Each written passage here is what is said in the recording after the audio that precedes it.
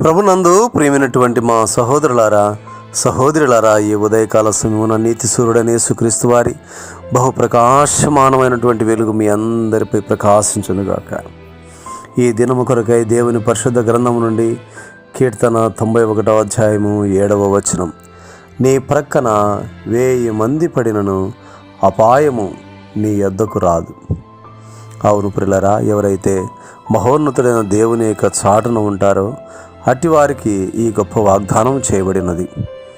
ఏమిటి ఆయన చాటుకు రావడము అనగా, గద్ద వచ్చినప్పుడు కోడి కేక వేసి అపాయాన్ని తన పిల్లలకు తెలియచేసి తన రెక్కల కిందికి ఆహ్వానించుకొని వాటిని ఎలా భద్రపరుచుకున్నో అలాగే మన ప్రభువైన యేసుక్రీస్తు వారు అపాయపు కేకను, మరి ఆహారమునకు పిలిచే కేకను ఆ కోడి పిల్లలు, అప్పుడే పుట్టి పెరిగినటువంటి పిల్లలు గుర్తించినట్లుగా దేవుని బిడ్డలైనటువంటి మనము గుర్తించిన వారమై, మెలకువ గల వారమై, మన విరోధి అయిన అపవాది గర్జించు సింహం వల్లే ఎవరిని మృంగుదునా అని వెదకుచూ తిరుగుచున్న ఈ దినములలో ఏర్పరచబడిన వారిని సహితము మోసపరచుచు మరి అపాయములలో పడవేచున్న ఈ దినములలో ఎంతో మెలకువ కలిగి జాగ్రత్త గల వారమై మన ప్రభు యొక్క రెక్కల చాటున మనం ఉన్నట్లయితే ఈ గొప్ప వాగ్దానాన్ని మనం స్వతంత్రించుకోగలము.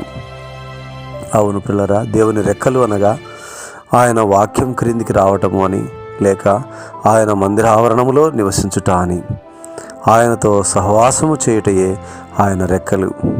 కనుక ఆయన రెక్కల కింద ఉండి నీవు భద్రపరచబడాలని దేవుడు తెలియజేస్తున్నాడు. అప్పుడు నీ ప్రక్కన 1000 మంది పడినను అనగా అనారోగ్యము వలన కానీ, ఇంకా ఆయా విధమైనటువంటి మరి పరిస్థితుల వలన కానీ, ఎవరికి ఏ అపాయము జరిగినను నీవు ఆయనను నమ్ముకున్నావు గనుక, ఆయన వాక్యంలో రాయబడినట్టు అతడు నన్ను ప్రేమించుచున్నాడు గనుక అతను నేను తప్పించదనని నిన్ను తప్పించేవాడుగా ఉంటాడు.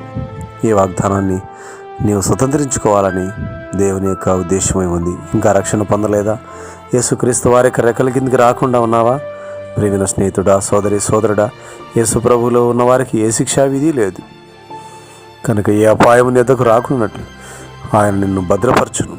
నేడే యేసుక్రీస్తు వారి రెక్కల కిందికి వచ్చి ఆయనలో నువ్వు దాగి ఉండినట్లయితే నీవు కూడా రక్షింపబడదువు, కాపాడబడదువు. ఇహమందును పరమందును ఆయనలో నెమ్మదిని, సమాధానం పొందగలవు. దేవుడు నీకు కూడా సహాయం చేయనుగాక. ఆమేన్.